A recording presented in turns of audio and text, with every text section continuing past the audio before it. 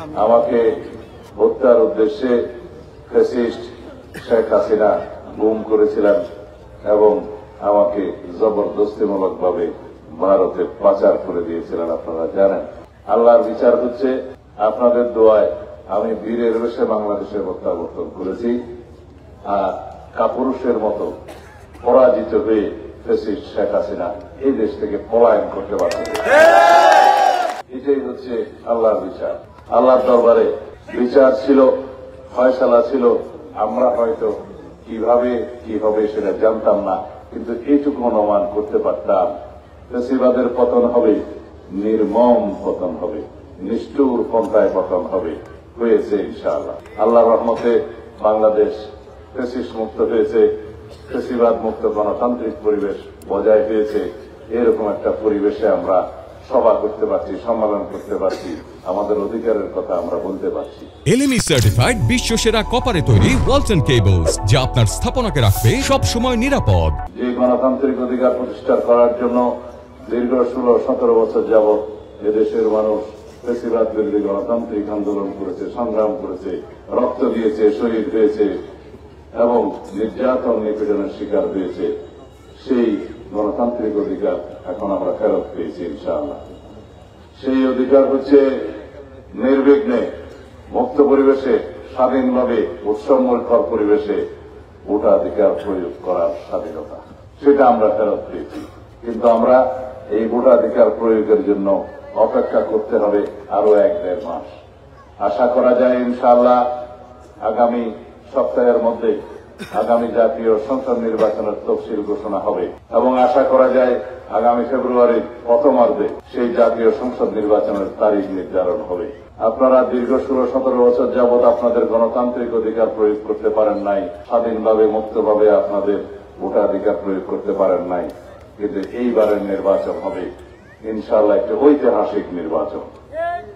এইবারের নির্বাচন হবে বিশ্বের স্বীকৃত একটি নির্বাচন। এইবারের নির্বাচন হবে মানুষের অধিকার প্রতিষ্ঠার নির্বাচন। এইবারের নির্বাচন হবে বাংলাদেশে গণতান্ত্রিক সাম্যভিত্তিক ন্যায় বিচারের বাংলাদেশ প্রতিষ্ঠার নির্বাচন। আমরা আপনারা সবাই মিলে এই বাংলাদেশে এমন একটি গণতান্ত্রিক শাসন ব্যবস্থা কায়েম করব ইনশাআল্লাহ, যেই শাসন ব্যবস্থার মধ্যে আর কোনদিনই স্বৈরাচারের উৎপাদন হবে না, আর কোনদিনই ফ্যাসিবাদের উৎপত্তি হবে না। বাংলাদেশের মানুষকে গণতান্ত্রিক অধিকারের জন্য কোনদিন রক্ত দিতে হবে না। সেরকম একটি রাষ্ট্র প্রতিষ্ঠার জন্য বিগত 1 বছর যাবৎ ঐক্যমত্য কমিশনে সংস্কার নিয়ে আমরা কথা বলেছি। এই সংস্কারের একটা বিশাল অংশ আল্লাহর রহমতে আমার হাত দিয়ে হয়েছে। আপনাদের সন্তান হিসেবে আমি গর্বিত। আগামী দিনে সংবিধানের গণতান্ত্রিক সংস্কার হবে, আগামী দিনে রাষ্ট্র কাঠামোর গণতান্ত্রিক সংস্কার হবে, আগামী দিনের রাষ্ট্র কাঠামোর সংস্কার হবে গণমানুষের স্বার্থের সংস্কার। সেটাই আমরা নিশ্চিত করেছি ইনশাআল্লাহ। আপনারা যে ভোটাধিকার প্রয়োগ করবেন, সেই ভোটাধিকার প্রয়োগ করবেন নির্বিঘ্নে, বিনা বাধায়, স্বাধীনভাবে, মুক্তভাবে। বাংলাদেশে বিগত 16-17 বছরে যেটা অনুপস্থিত ছিল। মূলত আওয়ামী লীগ কখনোই গণতন্ত্রে বিশ্বাস করেনি। আওয়ামী লীগের জন্ম থেকে তার বিনাশ পর্যন্ত সমস্ত জায়গায় আপনারা ইতিহাস পর্যালোচনা করে দেখেছেন, দেখবেন তারা একদলীয় শাসন ব্যবস্থা প্রতিষ্ঠা করতে চেয়েছে, এক ব্যক্তির শাসন ব্যবস্থা প্রতিষ্ঠা করতে চেয়েছে। বাংলাদেশে একদলীয় রাষ্ট্র ব্যবস্থা প্রতিষ্ঠা করতে চেয়েছে আওয়ামী লীগ। আওয়ামী লীগের ইতিহাস হচ্ছে ব্যক্তি স্বৈরতান্ত্রিক ইতিহাস। আওয়ামী লীগের ইতিহাস হচ্ছে ফ্যাসিবাদ এবং একটা নায়কতন্ত্র প্রতিষ্ঠার ইতিহাস।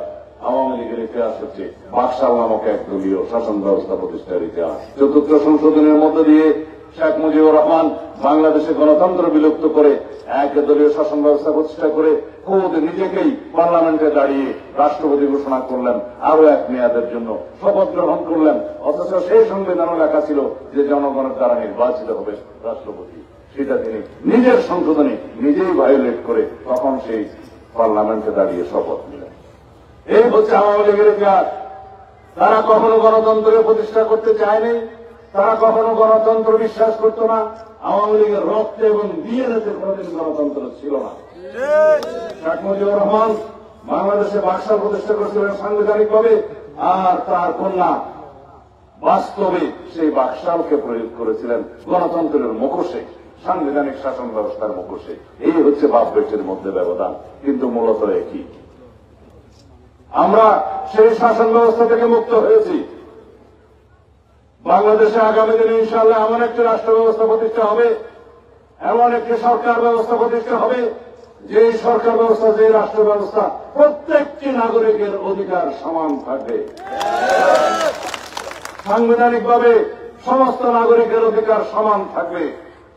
এদেশের নারী পুরুষ সহ যারা পিছিয়ে পড়া জনগোষ্ঠী আছে তাদের জন্য অগ্রাধিকার ভিত্তিতে অনেক অধিকার আমরা সংরক্ষণ করেছি, করব ইনশাআল্লাহ, যাতে করে একটা সমতা প্রতিষ্ঠা হয়, বাংলাদেশে ন্যায় বিচার প্রতিষ্ঠা হয়, কেউ পিছিয়ে না থাকে।